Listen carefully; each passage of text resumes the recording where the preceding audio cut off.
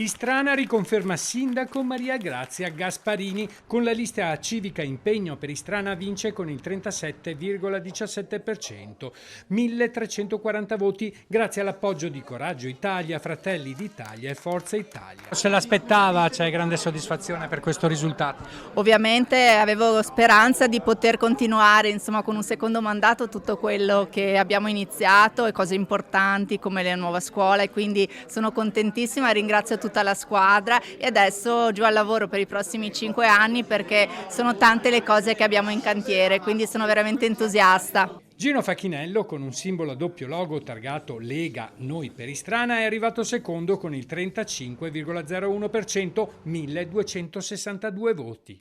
Non è andata.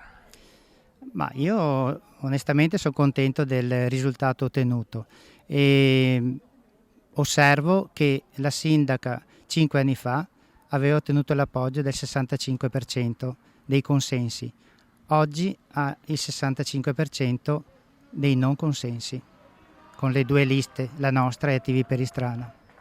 Annalisa Crespan, con la lista civica Attivi per Istrana, alla sua seconda candidatura ha ottenuto il 27,82%, 1003 voti.